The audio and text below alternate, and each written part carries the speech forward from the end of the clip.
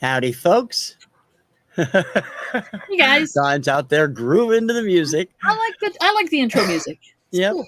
Welcome to Finding Your Music Mojo with TC and Don. I'm TC. She's Don.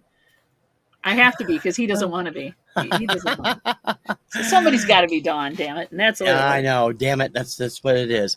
This time, we had actually discussed this, and I totally forgot about it. I had to ask her for a memory jog, and when we were on one of the chats last week, and I'm that's right. I forgot all about that. We are talking about remixes. And he set the topic. That's the fun part. I know. That's the terrible part. Last week was horrible when it came to work. I was just like pulling my hair out, and I'm always at chat when I'm on work at lunch or just before lunch. So, hi, Cameron. Welcome to the show. Welcome, buddy. How you doing? Much appreciate you coming by. We are talking remixes this week and going back to the beginnings of them and through how they've evolved, and I'll show a little bit about the mashup phenomenon, which I enjoy. You started. I mean, you were a DJ for years, right? A club or not a club DJ. I worked in a dive bar in a small town, and I also did weddings and bar mitzvahs and baristas. So like a mobile DJ type thing, yeah. I did the mobile DJ thing, and then we had a regular Friday and Saturday night at a local burger joint bar, which was lovely. It's called the Wooden Nickel. It was in Shelby, Michigan. It might still be there. I don't know. They had a killer hamburger. I remember that. But yeah, it was amazing. So, but yes. So a lot of what I was spinning was either dance mixes, 12-inch singles. I was, so there was some remixes on those, and then of course I did a little bit of mixing, but not a lot. It was a more of a down to earth clientele. So I wasn't playing at a gay bar or anything, which would have been a lot more fun. But yeah, so my music sensibilities would not have been necessarily welcome, but I did interject a few things sometimes. Well, that's good. Interjection is always good when it comes to music. You can getting people to listen to what you like. That's a good thing. Yeah. I mean, I took requests, but come on. So when all this was going on, this was what, the 80s, 90s? Yeah. Somewhere like in there? Mid 80s, yeah. Oh, right at the peak of all the dance music start. Yeah, and then where EDM started to be born and all these other all the fun stuff genres back then. All the fun stuff. Hey, Mom Knows Treasures. Yvonne's here. Welcome here. Greetings. Greetings and salutations. Yeah, I am doing the chart again, but when I was doing the chart in the 80s, I had a lot of 12-inch singles. I would buy the 12-inch singles in addition to the 7 inches or sometimes instead of, because of the different mixes of them. Yeah. I always loved that. The fact that they have, longer dance mixes. Sometimes the vocals are redone a little bit or remixed, and it's always been a lot of fun. Obviously it's been a benefit and a hit because 12-inch singles were originally a format that was only for clubs. And then in the disco era, in the late 70s, they started selling them in the stores, and they kind of went nuts. Hello, Jennifer. Welcome to the show. Jennifer, welcome, babe. Always glad to see you. Yep. Lots of different styles and different stuff were put on the mixes, and I would buy the 12 inches like crazy when I got into the 80s and 90s because I was working in the industry and had easy access to all the different stuff. So a little jealous. It's not as big as all of this is not 12 inches. I have one row of 12 inches on the very bottom over here, and I'm still picking them up because I just bought a few. As a matter of fact, I bought a few of them from Yvonne a couple of weeks ago. I bought some classic stuff from artists that I like. Obviously, they're always an interesting experience. If you're used to listening to the radio, and you go into a club and you hear a song, it's not going to be the same thing that you hear at that, because it's a different. Yeah, there's usually like a lot of 12 inches will have like 8 or 9 different remixes on it with different people producing it, different people handling the at the time the cut and splice. Now it's all digital. It's much easier to do. Ooh, Momster's here to get more education on music. You came to the wrong place, Mom. Boy, we're not that smart, but yeah, We are not experts. I we're is not not. an expert. No, Um, don't try so this at home. Yeah, there you you go. sent me. I actually, after the show's over, I will post a list of some of the Cool. stuff that Dawn sent me and I sent her, different examples Mm-hmm. of remixes and mashups. I first got the idea because I knew that you A were a fan and B Mary can't stand it and doesn't like you to listen to it when she's around. So I figured I'd give you an outlet to talk about it on the show. She doesn't mind them. Like we talked about that Norwegian recycling. She Hmm. likes that song. She's fine with that, and that is a Well, yeah, mashup. it is, yeah, but it's hardly your typical dance Yeah, stuff. it's not a dance number or anything. It's just a mashup of the different songs that they used, and they're very similar to the original recording. So, but yeah, the dance stuff, nope. She's like, she'll tolerate it for about, I don't know, 5 minutes if I'm lucky, and then she's like, change it. Yeah. Kim listens to it on YouTube occasionally. I don't know. I don't know, Yvonne. I like the instrumental versions too, but if you really want a different mix and you want to mix it itself, you can always take the vocal and the instrumental and mix it yourself nowadays. Back Yeah, then, you true. didn't have that ability. Now it's so much easier because of all the easy computer programs that let you do it. So, And the instrumentals are good for like karaoke, I suppose, if you yeah. want to. And You want to do that. interstitial stuff, and like I Yeah. used to use them for interstitials on when I worked at discjockey.com. We would use pop songs and all the time, even though we're really supposed to be doing it and all, all this other stuff going on. Yeah, they didn't like that. They didn't the like that. first the reason I brought this up is because my definition of remake mix is a little slightly different from yours, as I was saying, because in the 70s they did things a little differently. Mm-hmm. And I was thinking in that line, but I also know the 12-inch stuff, and and then nowadays that's all crazy. But back when I first started collecting and listening to music I love, they would sometimes release a completely different version on a single that was Mm-hmm. on an album. The first example I remember of that was 1974's "Write Me a Letter" by the DeFranco family, Mm-hmm. which was this kind of, like I was telling you, it's kind of like almost an Up With People vibe on the Yeah. album, and they turned it into a rocker on the single with rock guitars and everything, and you could tell Tony had redone the vocals, and it sounded really good. It didn't help the chart prospects any. It No, but peaked I at think like it was a 106, better I think. choice. It was a better choice. Yeah, I I mean, mean, it was by far a better choice, and then sometimes that helps make the song a bigger hit. In that yeah, case, it didn't work, but it should have, because it was a much better version. yeah. And I think he suffered a little bit from the whole Donny Osmond syndrome too. Yeah, that too. That group, they were like, oh, another cute little group. Yeah, So, that happens with the Teen Idol stuff. And the same thing, I mean, to talk about Teen Idols, Leif Garrett was another yep. one. Two different songs off of Feel the Need were redone for singles. There was the dance song Feel the Need, which was, I think, completely re-recorded because there's a different beat, different instrumentation, Yeah. different vocal than the album version, which was okay, but the single was great. And then he redid When I Think of You, which was the ballad with a longer vocal at the end, because he had done that song on an episode of Wonder Woman, and it got actually landed on the AC chart, which is the only time I'd ever seen Leif on the AC chart. Really? Greetings, Don. Welcome, Welcome Don. to Finding Your Music Mojo. Much appreciate coming by. I remember going back as early as the late 70s getting, I bought the 12-inch singles of all the songs I liked that were dance numbers, like We Are Family by Sister Sledge, Mm-hmm. and I Want Your Love by Chic, because it was on pink vinyl and I'd never seen that before. And of course now you got colored, all these different colored things. And I actually lost that, and I got it back. Good. From you, I think. At some point during one of your auctions with Record Crate a couple years ago, 3 years ago. So it's great to have that back in my collection. Yeah. Good. Look, and you got some new people popping in. Oh, there's Michael. Yeah. Hi, Michael. Welcome. And Larry. Hi, Larry. Welcome, guys. Welcome to the show. So, what about you? What made you hook up and really enjoy the dance music, the remixes of the popular songs? Of course, being when I was younger, there was no like remix radio or anything like that. and we had basically the pop station, the album oriented rock station, the easy listening station, and then country and whatever. So there wasn't a lot of I at least I didn't notice any remixes in that. I didn't really get into them until I started getting more into collecting music and finding variations, so the 12-inch singles and I'm like, hey, there's more than one version of this song on here. That's cool. Yeah. That kind of thing.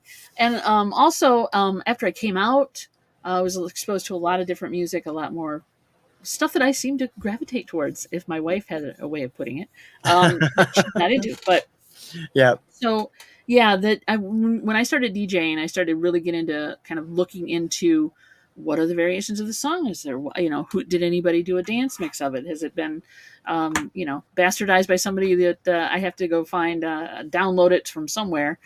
Well, actually, that was after the internet came out, but yeah.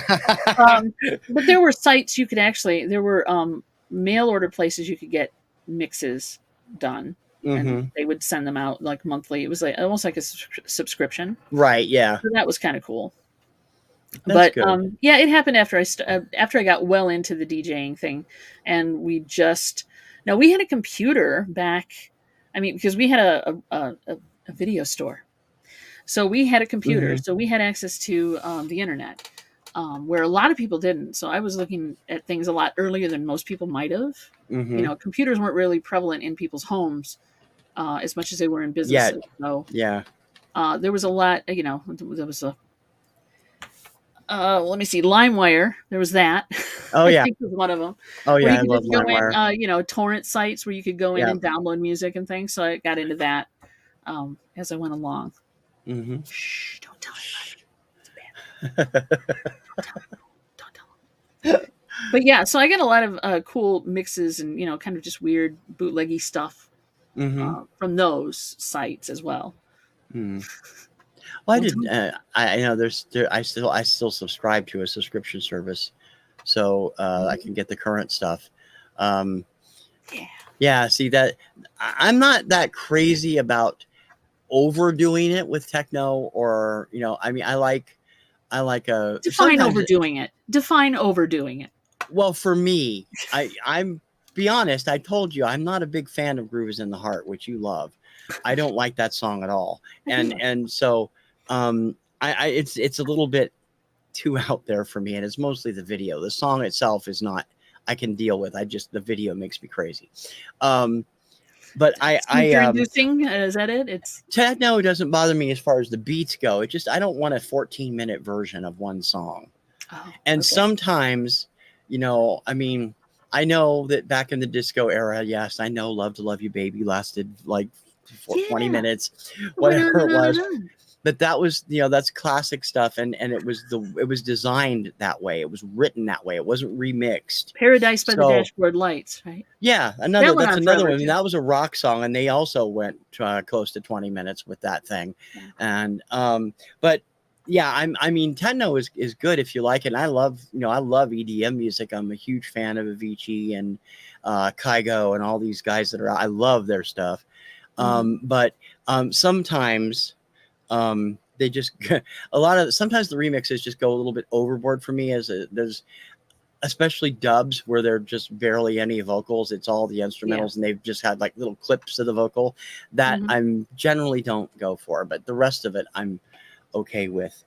Have you found that you've gotten into EDM, trance, techno because of the dance music? A little bit. Not as much. Now I'm not as musically diverse as I used to be. Let's put it this way: I have my favorites, and then I kind of just like once. I think as far as the remix, I think I sent it to you. Actually, it was the Elton John remix. Yeah, I love that. I think that's great. It's the most recent one I've heard, and that's been out a little while. So I don't go looking for them if I hear them, and that's pop radio nearly now. I mean, that's a popular song, but I liked it when I heard it. I don't really go looking for music anymore. I'm too damn busy.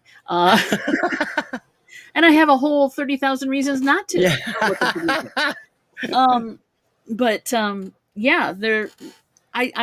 I like it if I hear it, if I'm somewhere and they're playing it, yeah, I will grab something I like and I'll write a note or I'll put, and then I'll Mm-hmm. pull it out.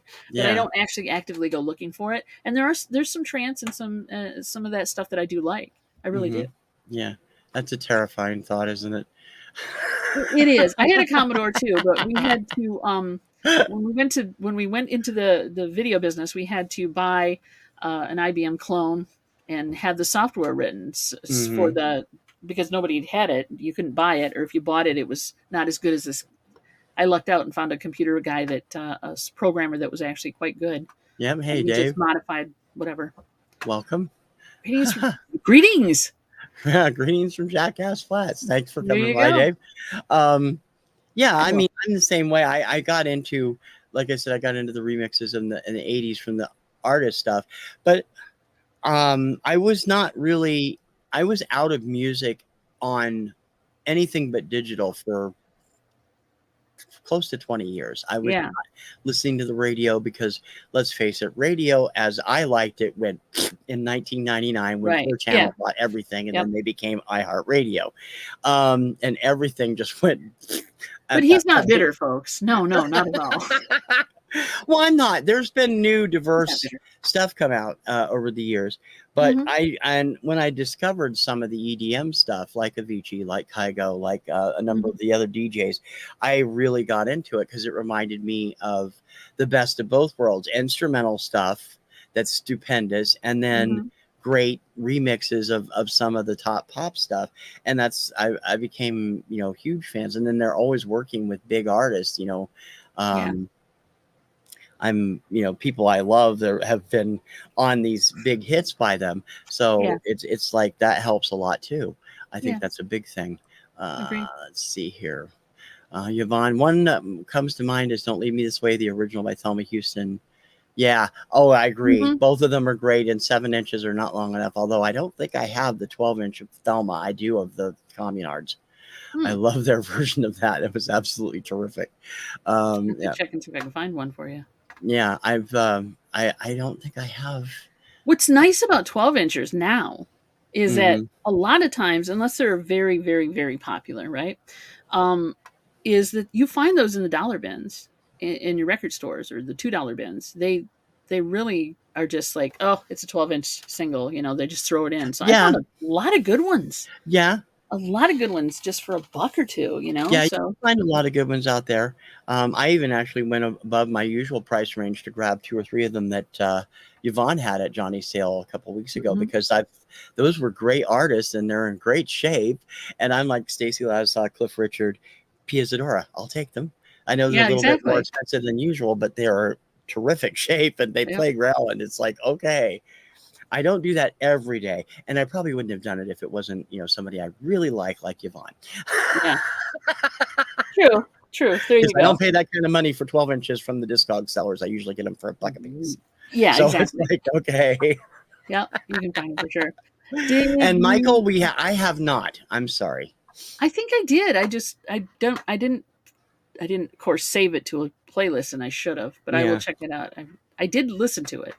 It's kind of fun. I might have listened to it too. I don't remember. It's been a while. I A did. I month. went through shortly after we mentioned it and I went through and checked it out. It was pretty cool. Yes. She says Yeah. yes. The DJ's collection. Yeah. Oh, that's Oh, why. that's why Okay. they were in pristine shape then, because they were well taken care of by somebody. And they play great. They're awesome. Super. Much worth the money, Yvonne. Thank you. Much. Won't happen all the time, but for those, especially when the Stacey Lattisaw popped up, I'm like, mine. Uh-huh. I have said a number of times on my shows, I adore that woman. I wish she had not dropped out of the business in 1990, but she is. She can do You no found it. wrong with me. I love her stuff. So Mhm. glad to have that. And I didn't even know Some People by Cliff Richard was out, or My Pretty One, excuse me, by Cliff Richard was out on a 12-inch, which I love. It's like, okay. There are 12-inch singles that I actually have on my want list. There's one in particular that is very elusive, and I don't think they made very many, and I don't think it was released commercially. It was only done as a promo. It Okay. was a song called Roll It by Jimmy Salvamini, who was the Junior Star Search winner in 1985. Oh It was wow. produced by Luther Vandross, Uh-huh. and the 12-inch single Roll is it. the only place you can get the rap in the song performed by Pee Wee Herman. I have never found this. I have been looking for it for 30 years So since Pee I Wee first Herman heard rapped about on it. this 12-inch. Yeah. Pee Wee Herman. What's the name? Okay, Yeah. so it's called Roll It. What's the guy's name Roll again? It. Jimmy Salvemini, Salvemini. Okay. And I'll I mean, he look. dropped out of the business for years because of there was an accident, a car accident where his brother was killed. Luther was Oh. behind the wheel and he was badly injured. And so he dropped out of the business right after the album came out, and then released a new album in 2009, which was the first thing he'd done in 20 some years. And you checked Discogs and it's not on there at all? No, it's not even listed on Discogs. So I'm wondering if it's an urban legend. I've never been able to find it. But that came out of a Billboard magazine article. So wow. I don't know. We'll have to wait and see. Yeah, it definitely would be a collector's item and worth quite a bit if it came along. That would be another one I might consider paying a little bit more for. My wife is here. Welcome, honey. Hey, Mary. Thank you. She made it home finally. She's been busy running around today. Yeah, okay, Pee Wee Herman rapping. I'd pay money to hear that too. Yeah. For sure. I couldn't even find a download of it all those years we were on LimeWire. I couldn't find a download of it anywhere. Wow. I'm like, damn. That's saying something. Yeah. So I can't wait until you get the stuff up or downloaded in the notes, because we've got, both you and I had a pretty good list. I enjoyed your list. Yeah, what I listened to, I didn't have time to listen to everything on your list, but I definitely enjoyed what I did listen to. So yeah, a lot of mine that I sent him, so you guys know, is like gay dance remixes, basically. And it doesn't necessarily have to be gay, but let's be real, that's probably where they came from. So there's like a Mamma Mia remix, which was done really well. There's gay people aren't the only people that like ABBA, Dawn. That's true. That's true. If they were, Mamma Mia would not be as big. Well, I mean, yeah. Well, wait a minute. Yeah, that's true. Okay. What's that statement? You might want to read. Yeah, I'll retract that statement. There's one that's pretty easy to find on YouTube. It's Aretha Franklin's "Deeper Love," the tribal remix of it or whatever. It's pretty cool. I like that remix. In fact, that's my preferred way to listen to that song. What were a few of yours? Just so they can. Well, I talked about the Leif Garrett and the Michael W. Smith remix of Picture Perfect. Michael W. Smith is best known as a contemporary Christian artist, but for a couple of years in the early 90s, he was releasing music to the I always get it backwards. Is that secular or non-secular? That's regular music. I always get it backwards. He was releasing it to regular top 40 radio, non-religious radio. And of course, he had a big hit with Place in This World and Somebody Love Me, which were both kind of religious on the outside. But Picture Perfect is just a song about feeling good about yourself. And the album song is great. The album version is great, but they did this killer remix that was just amazing. And they changed the key and part of the chorus and stuff with the remix. And I really loved that version really well. And I like him anyway, so. That doesn't, I mean, I've seen him in concert. He's terrific. And I like, I became a fan of his because I saw him in concert. I didn't know him that well before that. Everybody likes ABBA, Yvonne. Well, yeah. Is there anybody actually on the planet? Oh, I can't, I suppose there's some grumpy old man in a cave somewhere in New Jersey. Somebody who doesn't like ABBA, damn it. Who knows? We don't want to talk to I'm joking. Everybody has their own taste. But yeah, ABBA is pretty universal. Yeah. For sure. And there was a few other ones I threw on there. I did several mashups too that I've found, like the Ozzy Osbourne Donna Summer mashup, which is actually really well done, and Rick Astley and Avicii, and a couple of the other ones, and they're just mashups of popular songs where people have taken them and done them on, because I guess there's some program that YouTube has there or that is compatible with YouTube that lets people grab songs and do mashups. And I'm not really familiar with it, but I do listen to some of those, and those are great too. I knew you could do YouTube would let you do, like, there's some songs that you can make your own video for, but I didn't know they let you do mashups. That's interesting. I don't know, it's probably stuff they've licensed or whatever, I don't know, but it's probably a third-party application. I don't know that it's actually a YouTube thing. What about mega mixes? Ah. Ah. Wow.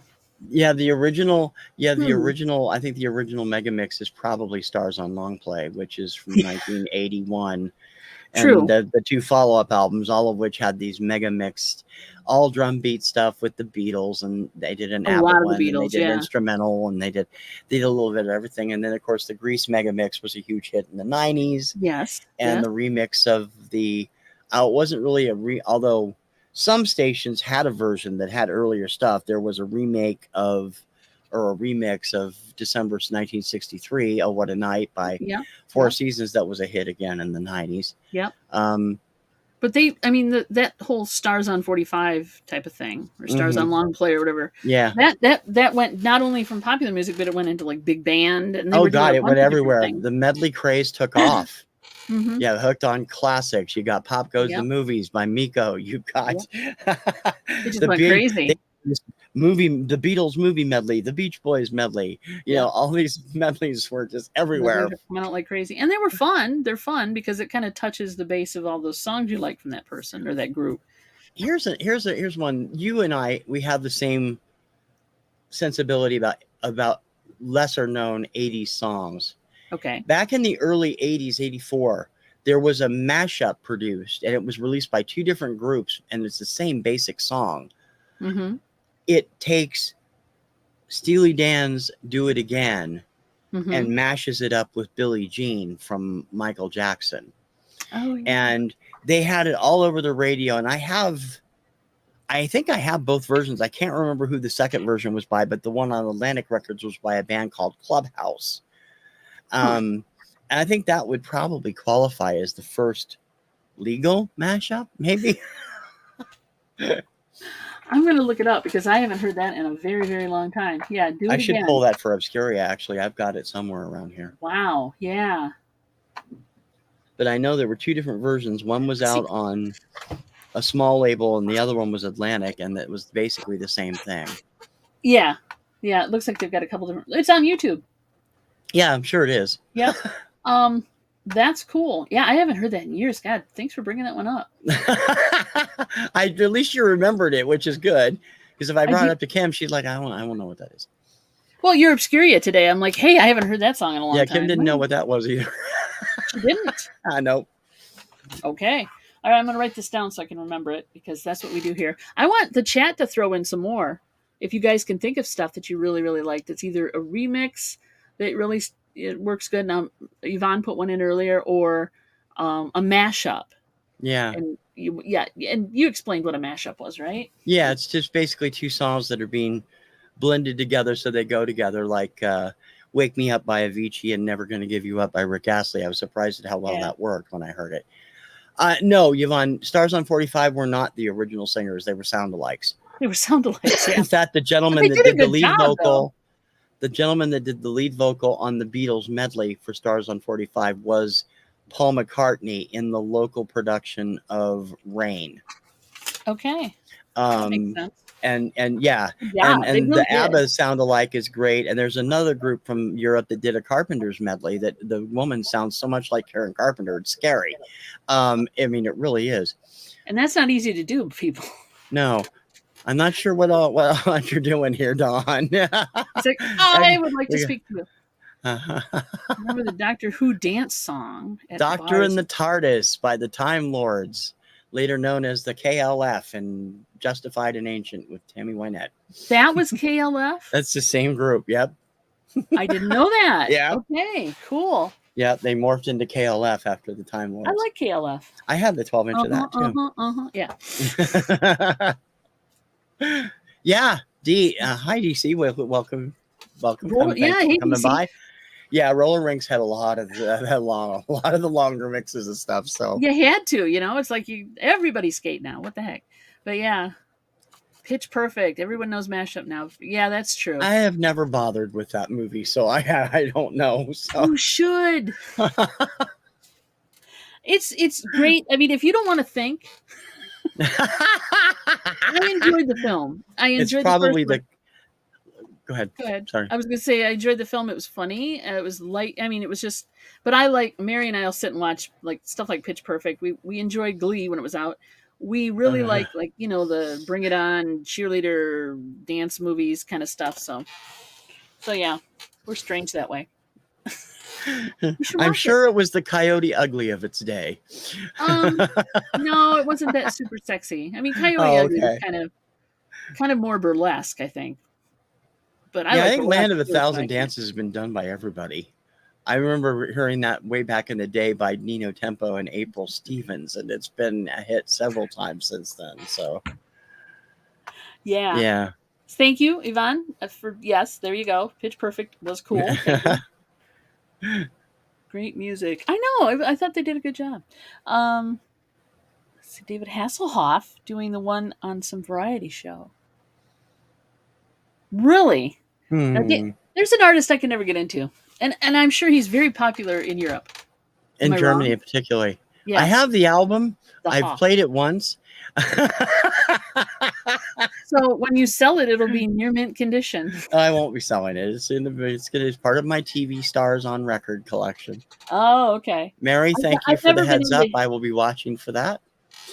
We're going to roll it. Oh, she may have found something. Ooh, my wife doing the research. Yep. David Hasselhoff has a lovely voice. It's just I've never. Okay, I know you just went. No, he does. He can sing. That album was a terrible idea because he tried to do too much rock. He would be more suited to the more Manilow-ish stuff. Yeah, adult contemporary kind of stuff.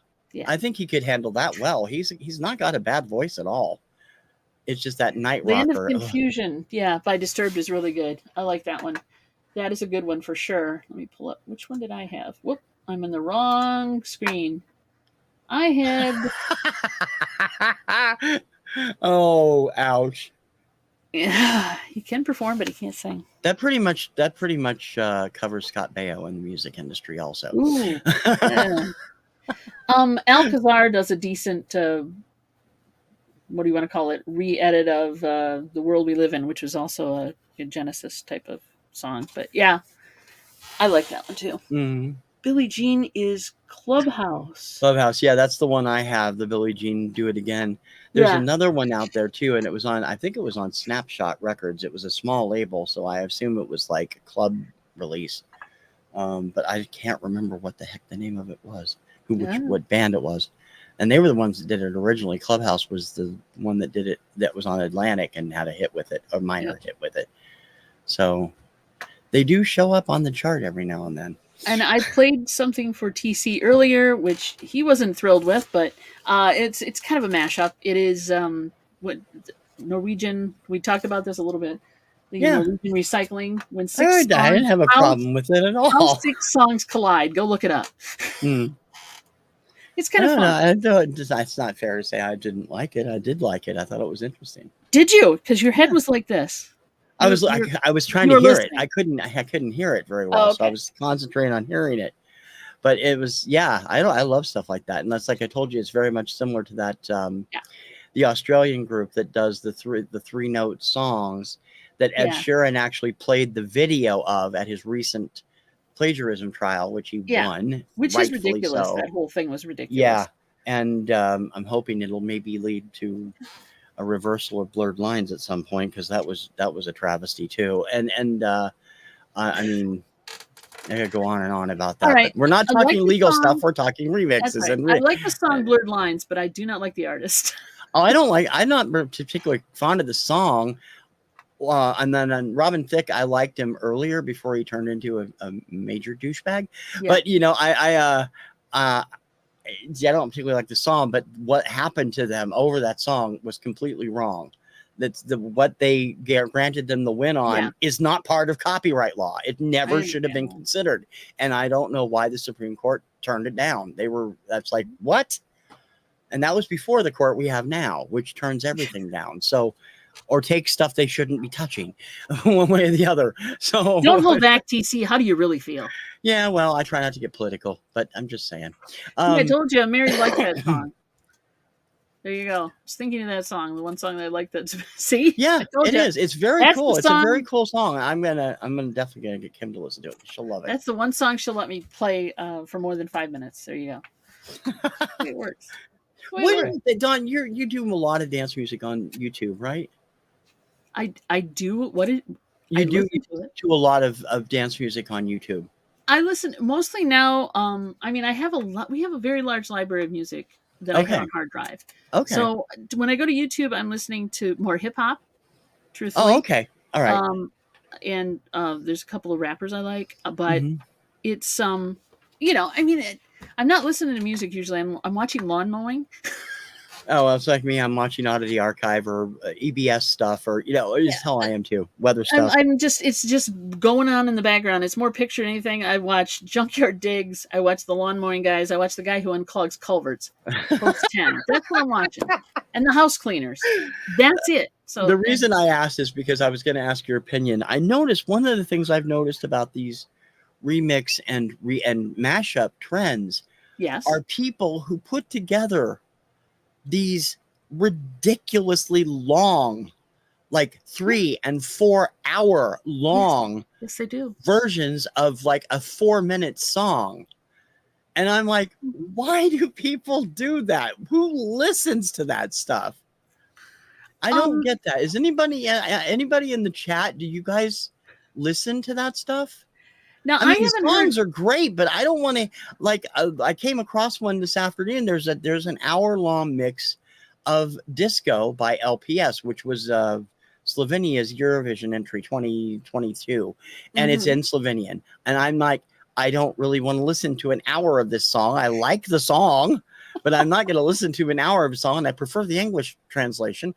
But I mean, I can't figure out why anybody would want to listen to 4 hours of Susudio by Phil Collins, another one I came across. I'm like, what are they thinking? 4 hours? 4 hours. I think it got yanked too. I think Atlantic had it yanked, but it was up there. I found it, I don't know, 6 months ago. I was like, why do you want to listen? They just loop it. It's looped. It's a loop of the 12-inch single of Susudio for 4 hours. I'm like, what the hell? Who listens to this channel? stuff? That's the torture channel. Yeah. Where you put the headphones on the person. No, the torture channel would make them listen to it for. No, the torture channel would be Rebecca Black's Friday over and over again. Or Groove is in the Heart. For somebody. Not for me, but for somebody. All right, DC, I will check out Odd Tinkering. I think I have seen them, but I'm gonna check that out too. I'm making notes, kids. You guys help. Odd Tinkering? Yeah. You guys help me. You guys help me find more stuff to look at and play. What are Michael? Can you refresh my memory also about the Hava Nagila thing? Who did that, so I can look it up again? Because I know I looked it up and I don't remember if I listened to it or not. Don wants to know what my dance songs are. My personal dance songs, or just dance songs I like. Like you want Don's personal dance songs. To? Yeah, there you go. Don's personal dance songs all come from Hector Records. I keep buying them from her. They're all for dance classes and stuff. All dance all the time. All dance all the time. And you had a whole series of square dancing records, wasn't it? I still have some. I thought you sold those. I sold some. Oh wow, let's be real. There's not a lot of draw for. No. They sell well when they sell, but they don't sell a lot. So there you go. So I do have some. If you want some of those, let me know. No, that's okay. Thank you. I like for dance music. I think he's asking me what music I listen to that's dance related. The personal songs that I dance to, you'll have to wait for my OnlyFans page for that. But let's see. I mean, I got some. I like just 80s mostly, though. I will say that. It's mostly 80s stuff. And that's probably because that's when everything got really hopping. No pun intended. But yeah, it's mostly 80s music, dance music, club music, stuff like that. That's what I listen to. The ones I like hip-hop songs that turn pop songs into hip-hop, like Every Breath You Take was turned into I'll Be Missing You by Puff Daddy, and also with Faith Evans and 112 and a few other people on that. Yeah, it was well done. It was well done. And And freestyle music, a genre that didn't stand a chance because hair bands, MTV, and then grunge took off. Yeah, it's still out there, but it isn't as out there as techno, as house has been. Mm-hmm. You can still find freestyle out there, but it's not nearly as prevalent as it was in the late 80s and early 90s, I don't think. Actually, there's some. Oh, Mary dropped the link for the How Six Songs Collide. Thank you, dear. It's cute how they did it. It is. It's a cool song. Also, I'm finding that the pay for music and video sites, those sites where you have to go in and pay to get a license to use them. Mm-hmm. Yeah. Or if you have Filmora or some other editing program, sometimes you can buy a license for different. They have some free stuff, which is pretty basic. But then when you start getting into the licensing, where you're buying like the expanded video and audio package, there's some decent music in there. Yeah.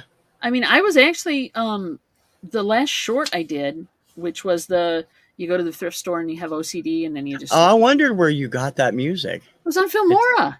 It is on Filmora, okay? Because I didn't. And I was they've been adding this stuff a lot lately. I haven't checked it all out. So. And I was like, I like this. I'm putting this on there, and it's totally not my style at all. When we come on, we have our little thing, but this was more. I don't know. I just thought it was cool. So they've come up with. You can find some interesting music if you go to those sites, and you just listen to a sample of it. What is it? I can't remember the name of it now. Pond 5 is one of those sites where they do video and they have music, audio, and stuff. Now you can hear tracks, you can sample tracks off of that or listen to it. They every once in a while will go Pond 5. Yeah, but over it. You can do that with the one I belong to too. I can't remember. I can't think of it. But there's some interesting music. People are selling their music to those sites, and then they're uploading them to those sites, and then as people buy the licensing to them or the right to use them, they get paid. So that's kind of cool. Yeah. I think there's some good artists out there that need to get professional contracts that I found out there. I'm just like, holy crap, these are good. Envato Elements, that's who I use for my sound effects, and they're great. I mean, they're subscription based, so I get a license with everything I use, so it's cool. I agree. This is a terrific medley, and I also love Pet Shop Boys' dance version of Always on My Mind too. I think that's a good one. Yeah. Dawn, favorite did not come through. What are we talking about here? Dawn's list? I'm not sure. I'm not sure. It fit. It did? It fit. Okay. Oh, my favorite dance is what he meant. Ah, okay. The word favorite didn't come through. I'm catching you, Don. Don't worry. We'll decode this. YouTube is funny. StreamYard is funnier. So my favorite dance music, it depends on my mood. I would definitely say that. As far as like playing for a crowd of people, of course, it's the up and moving stuff. But yeah, it's mostly 80s. I could still say that. And then as far as like slower, more intimate music, for the slow down times, I always, of course, I go with I'm just a child of the 80s, I guess. So I would say 70s and 80s stuff is my favorite. But there's a lot of good stuff out now. I just I'm old, I guess. I like it all, basically. Yeah. And yeah, it's just certain songs hit people the wrong way. I'm the same way. I like everything, but I'm not always going to be CD montage. Okay. Whatever fit on 80-minute CDs or whatever. I get it. Yeah. Being boring is also really good. Yvonne, check out Pet Shop Boys. Mm-hmm. Is it Reflections? Is that the name of the hits album? They have all of their stuff on it, and Being Boring is there, and Always on My Mind is there. And What Have You Done For Me Lately? Yeah, I love that. That's one of my favorite songs by them, thanks to Dusty Springfield. Yep. Great album from them. West End Boys is good too. Yeah, everything. Pet Shop Boys never did anything bad, and of course he's also produced a ton of stuff too. So it's a great connection to have in the music industry. Anything connected to Pet Shop Boys is worth listening to usually. So yeah, the entire discography. Discography. Thank you, Michael. Could not remember the name of it for anything. I knew it was something. I knew it was one word. I have a CD somewhere. Discography, yeah. Yeah, that makes sense too. Yes. So the trend lately on popular songs is to go shorter. I mean, for a while there, we were going. I mean, when you had songs on the radio in the late '80s and early '90s, I mean, as long as November Rain by Guns N' Roses, which was over 8 minutes long, and it wasn't a 1 and 2 like American Pie was back in the '70s. Nowadays, all the big hits are under 2 or under 3 minutes. A lot of them on my chart currently are under 3 minutes. And I'm looking around and I'm like, I'm seeing all these remixes and I'm like, how do you remix a song that short? It doesn't make any sense. I can't figure out how you get a decent remix in only 2 minutes and 20 seconds. Okay, so we've established the line here. You want it over 2 minutes, but you don't want it to be 4 hours. I mean, it's just like, well, or an hour. Duh.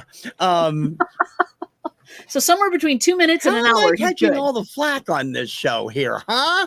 What is up with you today, Dawn? I'm sorry, you just said it, and I had to bring it up. I had to remind you what you're saying. Anywhere between 2 minutes. I'm just and an saying hour. that it's the average song time has changed so much over the last. I mean, back in the 50s and 60s, it was not uncommon for a hit to be less than 2 minutes long, and then it grew to 3 and 4 and 5, and finally into 7 and 8 minutes, and then now it's back down under 3 minutes in a lot of cases. And I can't figure out how they take those and mix them for a dance club where that's going to be usable. I mean, Jonas Brothers, Waffle House, their current song is 2 minutes and 36 seconds.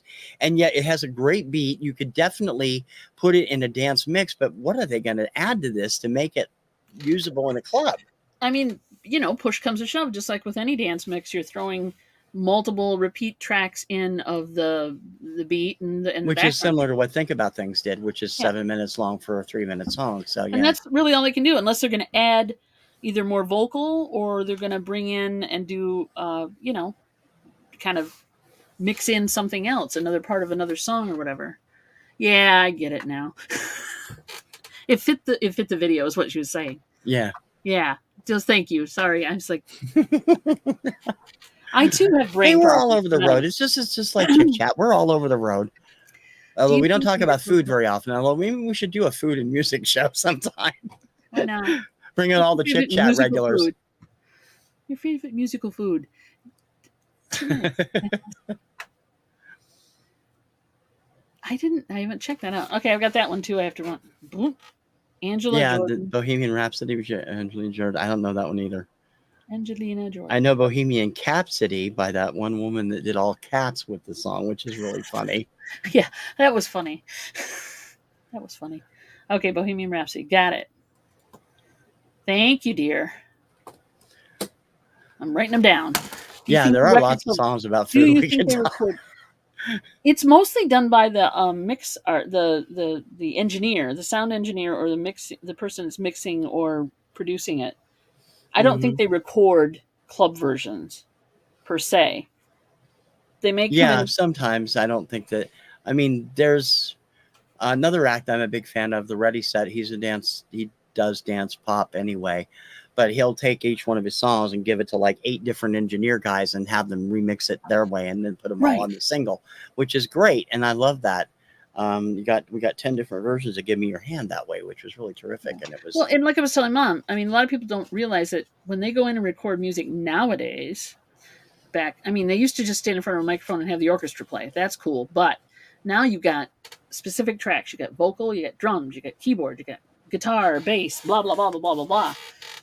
And they can isolate those tracks and manipulate those tracks to make and cut them up, like take the song and pull it over here and remix in a little of this and a little of that. And they can do it all on a computer now.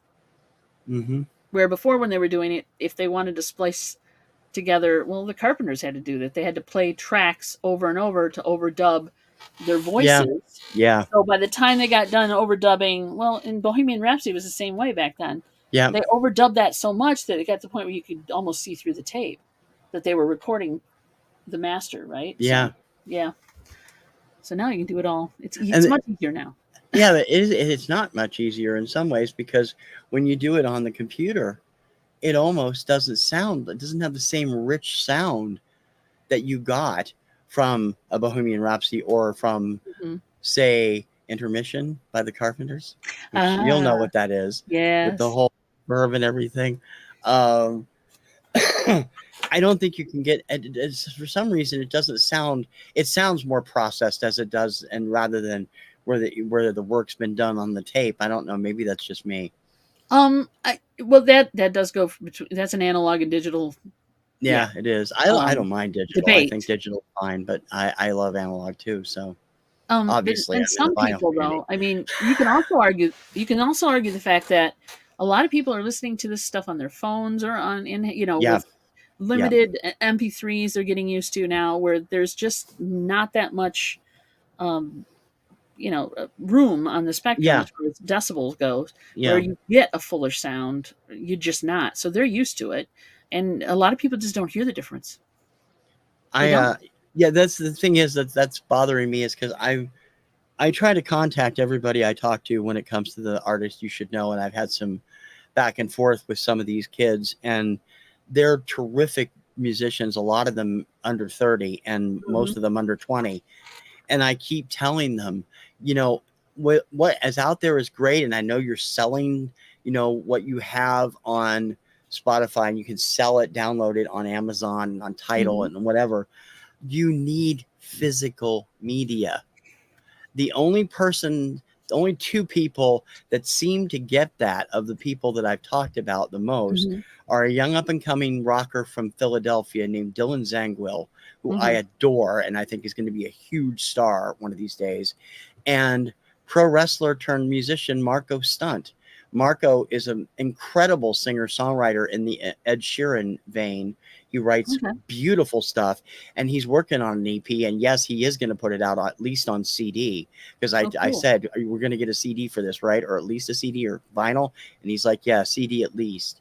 And I push these kids toward Bandcamp because they will help them get vinyl and CD and whatever in the Yeah. packages that they get, because otherwise the digital just sits there, and I mean, while you can play it, you can't do anything with it Yeah. really. And you forget So about it.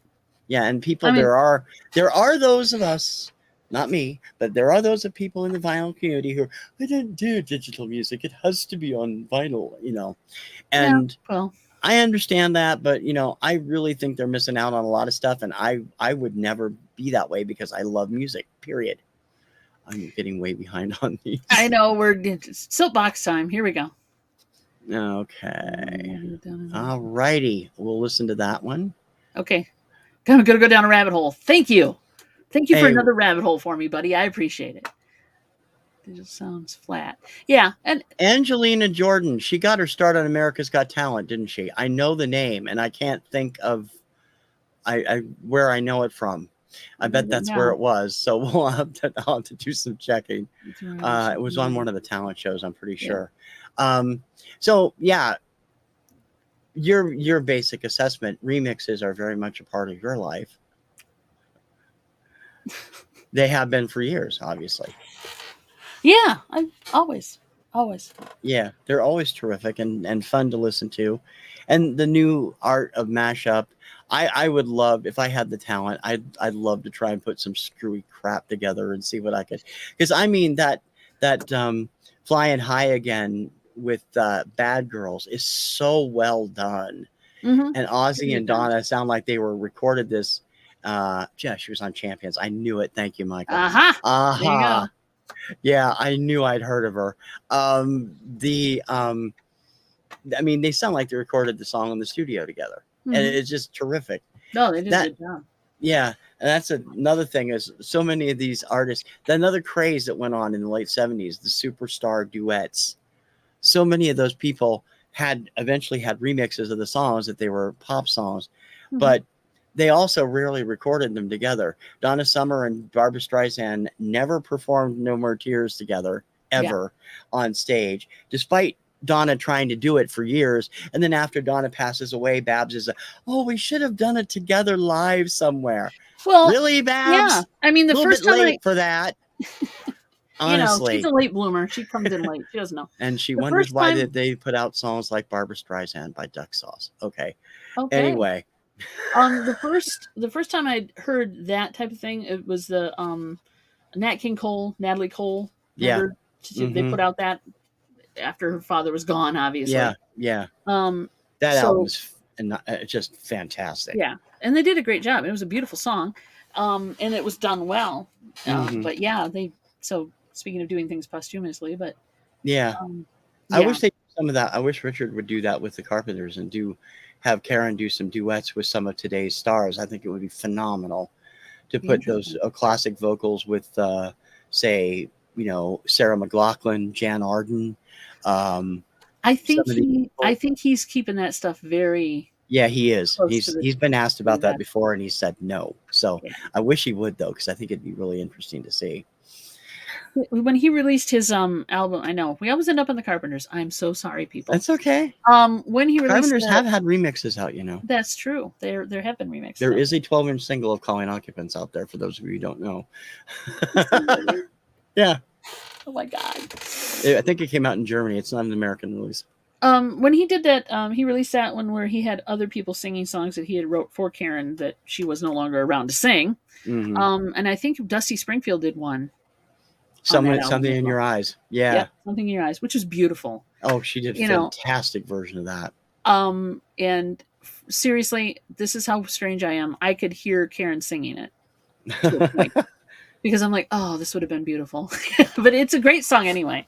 But yeah, but he's keeping that stuff really close to home. Hmm. And I don't blame him. No, I don't either, really, when it all comes down to it. So let us know what some of your favorite remixes is in the chat, in the comments, and anything we should listen to. Yeah, I think they did. I think Dwight Yoakam did something with Buck Yep. Owens, and Yep. at the end, they were friends in real life. So, and when he was still alive. So, Yep. Diamonds I think, and Material Girl. Ooh, yeah. I've not yeah, really paid attention to Moulin Rouge. So, I actually, that is a good one too. excuse me, I have a That's a good bug in one my too. face. He's doing this a lot. He's not blowing you off. No, I got a Yeah. gnat running Like, around here, and it he's stayed actually away a for the bug. whole show until now. It showed up early, and he's still there, obviously. So you're going to be a lot less busy this week than you were the last couple of weeks, I bet. And that's only because we're going to a wedding over the weekend. But yes, we're going to be. I would be busy, but Friday we're taking off. So, yes, what's going on with us? We're doing Whatnot, 7 p.m. And we get to Woo. actually play the records, guys, which is lovely. I wish YouTube Come would on let us over to do that. Whatnot. It's fun.